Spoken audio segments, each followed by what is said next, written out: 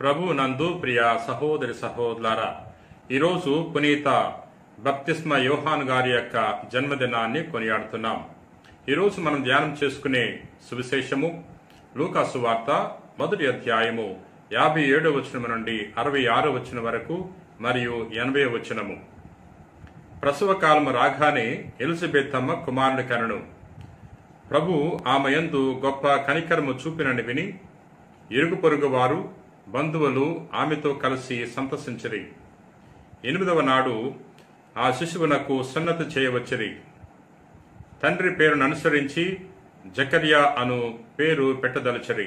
కాని బాలుని తల్లి వారితో అట్లు కాదు, యోహాను అను పేరు పెట్టవలను అని పలికెను. అంతట వారు, మీ బంధువులు ఆ పేరు గలవారు ఎవరు లేరు కదా అని, శిశువునకు నీవు ఏ పేరు పెట్టగోరుచున్నావు అని సైగలతో తండ్రిని అడిగిరి. అతడు పలక తెప్పించి వారి పేరు యోహాను అని వ్రాయగా వారందరూ ఆశ్చర్యపడిరి. వెంటనే అతని నోరు తెరవబడి నాలుక పట్టుసడలి దేవుని స్తుతించుచూ మాట్లాడసాగెను. ఇరుగు పొరుగు వారు ఈ అద్భుతమునకు భయపడిరి. ఈ సమాచారము యూదయ పర్వత ప్రాంతమందంతటా వ్యాపించెను. ఈ విషయములను వినిన వారందరూ ఈ పసిబాలుడు ఎట్టివాడగును అని మనస్సులో అనుకున్నది. ఎలయనా దేవుని హస్తము అతనికి తోడై ఉండెను. ఆ బాలుడు వృద్ధి చెందుచు ఆత్మయందు బల సంపన్నుడాయను. క్రీస్తునాథుని యందు ప్రియ సహోదరి సహోదరులారా, ఆగస్టు 29వ తారీఖున పునీత బప్తిస్మ యోహాను గారి యొక్క పరలోక జన్మదినాన్ని జరుపుకుంటున్నాం. ఈరోజు అనగా జూన్ నెల 24వ తారీఖున బప్తిస్మ యోహాను గారి యొక్క భూలోక జన్మదినాన్ని జరుపుకుంటున్నాం. దైవార్చనలో మన తిరుసభలో 3 వ్యక్తుల యొక్క జన్మదినాన్ని మనం జరుపుకుంటున్నాం.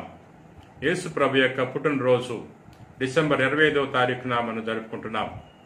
మరి తల్లి యొక్క పుట్టినరోజు సెప్టెంబర్ 8వ తారీఖున మనం జరుపుకుంటున్నాం. ఈ రోజున బప్తిస్మ యోహాను గారి యొక్క జన్మదినాన్ని కొనియాడుతున్నాం. ఎందుకు బప్తిస్మ యోహాను గారి యొక్క జన్మదినాన్ని కొనియాడుతున్నామంటే, అతడు ప్రవక్తలందరికంటే గొప్పవాడు. దేవుని యొక్క అనుగ్రహం చేత నింపబడ్డాడు. తల్లి గర్భములోనే తాను పవిత్రాత్మ చేత నింపబడ్డాడు. లోకరక్షణ యొక్క మార్గాన్ని సిద్ధం చేయడానికి వచ్చాడు.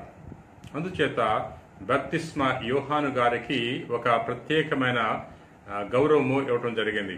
అందుకనే ఈనాడు తన యొక్క జన్మదినాన్ని కొనియాడుతున్నాం. ప్రియ సహోదరి సహోదరులారా, జకరియా దేవాలయములో యాజక విధులు నెరవేరుస్తున్నాడు. తన వంతు వచ్చినప్పుడు దేవాలయములో ధూపం వేస్తున్న తరుణములో దేవదూత ప్రత్యక్షమై తెలియజేస్తున్నాడు, జకరియా, నువ్వు భయపడకము, దేవుడు నీ ప్రార్థన ఆలకించాడు. నీ భార్య గర్భము ధరించి ఒక కుమారుణ్ణి కంటుంది. ఆ శిశువునకు యోహాను అని పేరు పెట్టుము. అతడు తల్లి గర్భములో ఉన్నప్పుడే పవిత్రాత్మ చేత నింపబడతాడు. అనేక ప్రజలను దేవుని వైపు మరలిస్తాడు. అతడు ఏలియా ఆత్మతో శక్తితో నింపబడతాడు అని తెలియజేశాడు. అటువంటి తరుణంలో జకరియా దేవదూతను ప్రశ్నిస్తున్నాడు. నా భార్య వృద్ధాప్యంలో ఉంది, ఆమె ఏ విధంగా గర్భము ధరించి కుమారుని కంటుంది అని ప్రశ్నించినప్పుడు దేవదూత తెలియజేస్తున్నాడు, నీవు దేవుని యొక్క వాక్కును నమ్మనందుకు ఈ కార్యం నెరవేరే వరకు నీవు మూగవాడవై ఉంటావు అని తెలియచేయటం జరిగింది. దేవదూత తెలియజేసినట్లే యోహాను జన్మించి యోహానుకు పేరు పెట్టే వరకు జకరియా మూగవాడుగా జీవించాడు. ప్రియ సహోదరి సహోదరులారా, బప్తిస్మ యోహాను తాను బహిరంగ జీవితాన్ని జీవించే వరకు యేసు ప్రభు వలె ఎడారిలో గడిపాడు.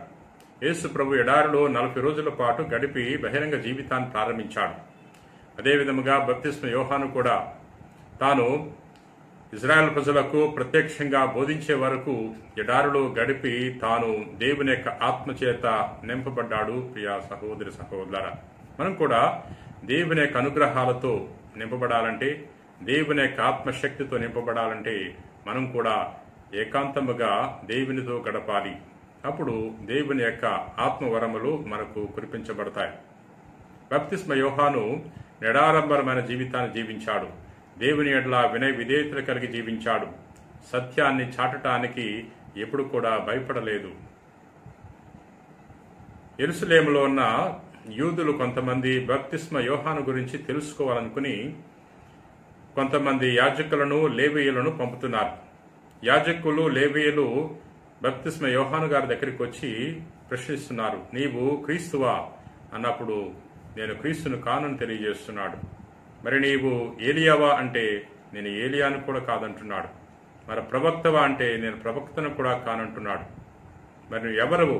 మమ్మల్ని పంపించిన వారికి ఎటువంటి సమాధానం మేము చెప్పాలన్నప్పుడు యెషయా పలికినట్లు ఎడారిలో పలుకు ఒక స్వరమును అని తెలియజేస్తున్నాడు. ప్రియా సహోదరి సహోదరులారా, నీవు క్రీస్తువు కాదు, ఏలియావు కాదు, ప్రవక్తవు కాదు, ఎందుకు బప్తిస్మిస్తున్నావు అంటే యోహాను గారు తెలియజేస్తున్నాడు, నేను కేవలము నీటితో మాత్రమే బప్తిస్మిస్తున్నాను.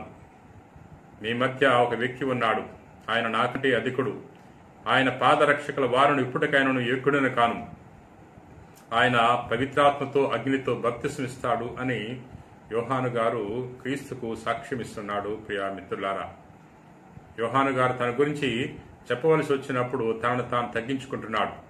యేసు ప్రభు యోహాను గారి గురించి ఎంతో గొప్పగా చెబుతున్నాడు. ప్రవక్తలందరికంటే గొప్పవాడని తెలియజేస్తున్నాడు. కానీ బప్తిస్మ యోహాను గారు చెప్తున్నాడు, నేను ఏమి లేని వాడను, నేను చాలా చిన్నవాడను అని తనను తాను తగ్గించుకుంటున్నాడు.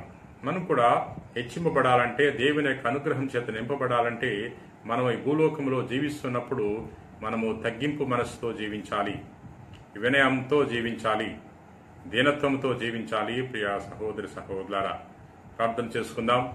ప్రేమ కలిగిన ప్రభువా, దయగిన సర్వేశ్వరా, ప్రభువా నేను స్తుతిస్తున్నాం, మహింపరుస్తున్నాం, ఘనపరుస్తున్నాం. ఒక గొప్ప దేవుడా, ఈ రోజున బప్తిస్మ యోహాను గారి యొక్క జన్మదినాన్ని కొనియాడుతున్నాం. బప్తిస్మ యోహాను గారు ఏ విధంగా అయితే తనను తాను తగ్గించుకున్నాడు, వినయంతో జీవించాడు, ఎల్లవేళలా నీకు ఆమోదయోగ్యమైన జీవితాన్ని జీవించాడు, మేము కూడా బప్తిస్మ యోహాను గారి నుండి ఈ యొక్క సుగుణాలను నేర్చుకుని జీవించే వాక్యాన్ని దయచేయండి. ప్రభు ఈ రోజున ఎవరెవరైతే ఈ వాక్యాన్ని ఆలకించి ప్రార్థన చేయించున్నారో అటువంటి వారిని దీవించమని, వారికి కావలసిన సకల వరపు సాధాలను కుమ్మరించమని మా నాథుడైన క్రీస్తు ద్వారా మనవి చేయించున్నాం తండ్రి. ఆమెన్.